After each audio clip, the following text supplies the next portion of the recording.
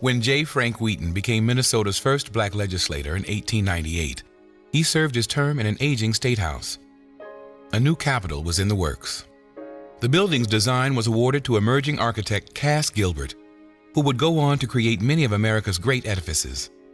Gilbert's vision was that the structure would be of an Italian Renaissance style and would possess a quiet and dignified character.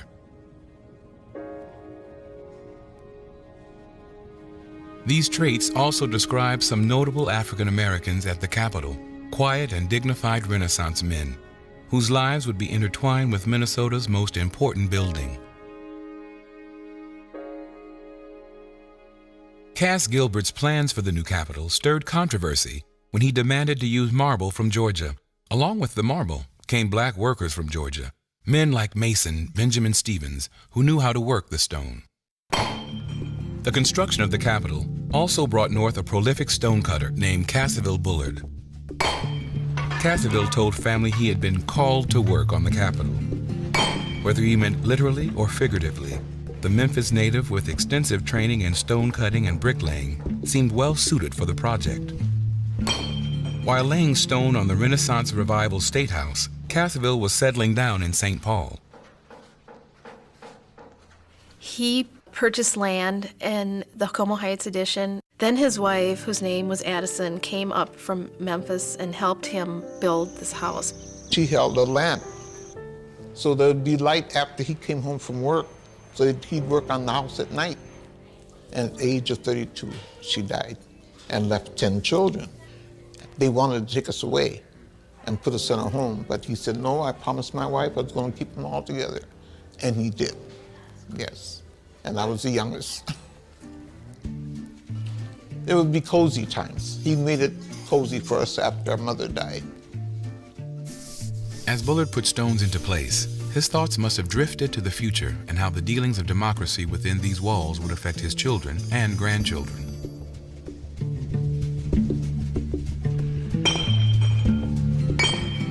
Casiville Bullard's skills, and certainly his work on the Capitol, made him a highly sought craftsman.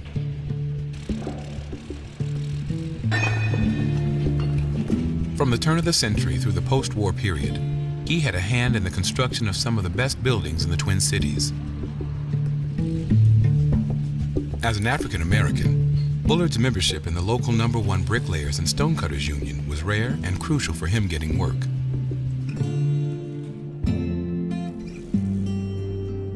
By working on the historic Highland Park Water Tower, Casiville Bullard rendered in stone the designs of St. Paul's brilliant black city architect, Clarence Cap Wigington. Like Wigington, Casiville's work wasn't well known throughout the Twin Cities, but Bullard was noticed by an African-American boy named James Millsap, who watched as the black stonecutter helped build the Ober Boys Club building. Today, bricklayers use tools like brick saws to cut and fit the brick.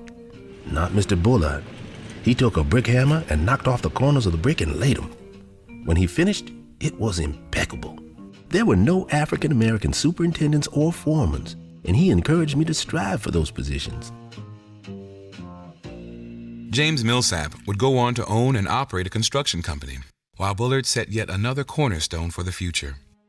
The stonecutter helped install the Vision of Peace statue and did other work on St. Paul City Hall, where over a half-century later, his grandson, Arlie's son, Jerry Blakey, would serve as one of the few black council members in the city's history. While Casiville Bullard and other black masons helped lay the Capitol stone, in over 100 years, only a few blacks have served in its chambers. Despite this woeful record, African Americans were represented at the Capitol since the day it opened. For over 50 years, Billy Williams worked as an aide in the governor's reception room to 14 different governors. When he was a boy, Billy was the host at another historic building. He and his brother were pages at an 1880 St. Paul Winter Carnival, where he greeted visitors to a magnificent ice palace near the site where the Capitol would be built. But baseball was Billy's real joy. By the turn of the century, Billy emerged as one of the state's best players. Williams' charm was as strong as his bat, earning him the nickname Gentleman Bill. Dear sir, kindly name your lowest terms to play in Toronto during the coming season, and you shall have an immediate reply. Billy caught the eye of a number of scouts. But to play in the best pro leagues, Billy would have to pass himself off as Native American. He did not abandon his race. He said, I'm black and that's it, and he wouldn't play for them. The year was 1904. Minnesota's new governor, John Johnson, would soon take office in the new capital. Johnson consoled Billy on his tough decision and made him an offer. And he said, I got a job for you as executive aide. You go up there and you set up my office for me. And so that's how he got started there. His official title was messenger and aide, but Billy Williams was often a kind of unelected influence for African Americans at a time when Minnesota's elected officials were as white as the capital's Georgia marble. In 1920, a chill was sent through Minnesota when 3 black men were lynched in front of a mob of thousands in Duluth. Also in the early 20s, the Ku Klux Klan reared its ugly hooded head in Minnesota. In 1913, a bill was introduced that would ban interracial marriages. Billy, the child of a black father and white mother, offered himself to legislators as proof that there was nothing to fear in an interracial America. The racist bill was defeated, the Klan's public activities were restricted, and anti-lynching laws were passed. In each case, the capital's quiet black spokesman made a real difference on decision makers. During the Depression, the tension and unrest of the nation and the state flowed into the Kasota stone halls of the Capitol, as Billy noted in his journal. January 28, 1937. Lumberjack strike committee here all day. Governor seems to be equal to the task.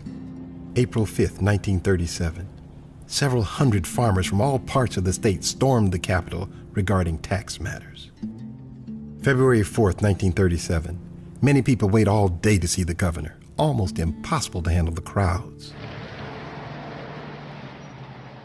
Billy's work as unofficial ambassador introduced him to a wide range of people, including Minnesota's black movie star Hilda Sims and Ethiopian Emperor Haile Selassie. He greeted everyday folks as well as the famous. In fact, he would meet and greet over 250,000 people in his half-century in the governor's office. Governors come and governors go, but Billy Williams has remained a heritage to citizens of Minnesota and a monument to his race. So much praise from the white community can raise eyebrows in the African American community. One of his criticisms that I noted in the book is that he was considered an Uncle Tom by some people. The historic black paper, the Chicago Defender, gave African Americans across the country a sense of Williams' worth. Billy is 6 feet of sincere, open-handed friendliness. Governor Olson may run the state, but Billy runs the Capitol. June 28, 1957. Billy Williams closes his desk in the governor's office today for the last time. In 1957, just shy of his 80th birthday, Billy finally retired. The state celebrated the half-century of service of Minnesota's assistant governor. For a historic retirement gift, Billy was honored as only Minnesota governors are when they leave the Capitol. He had his portrait painted. Theodore Soner, who painted portraits of Governors Youngdahl and Tye, rendered Billy on canvas. Billy Williams, who never married, lived with his niece. At her home in 1963, Billy passed away. For decades, Billy's portrait, his well-worn desk, and much of his story collected dust in storage. Also chipped away from Minnesota's memory was stonecutter Casiville Bullard. How many knew of the black hands that helped shape the Capitol and other buildings? In the mid-90s, Casiville's youngest daughter decided to right this wrong. She campaigned to have the family house and Bullard's story added to the National Register of Historic Places. The Capitol's famous focal point, the quadriga, represents the progress of the state. Less familiar icons like Williams and Bullard are also great symbols of progress. Bullard's daughter says her father helped set the gilded statue in place. She proudly shares these stories from the Gaultier home, just blocks from the Capitol, where her amazing father's work is always within view.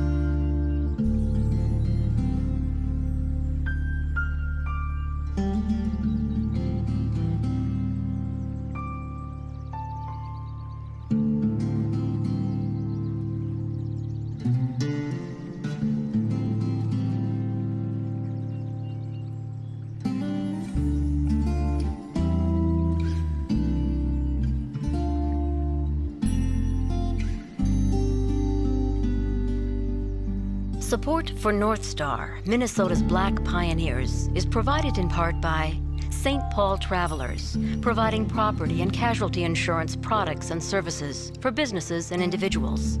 And by Jostens, because life is a circle filled with starts and finishes, beginnings and endings. For over a century, Jostens has helped people celebrate, reward, and remember the greatest moments of their lives.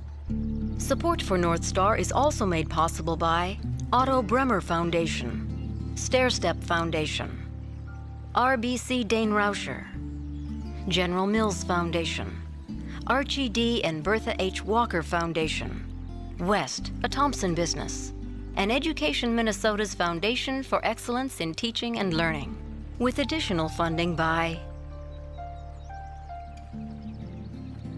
Education partners for North Star include Minneapolis Public Schools, Northwest Suburban Integration School District, West Metro Education Program, and East Metro Integration District.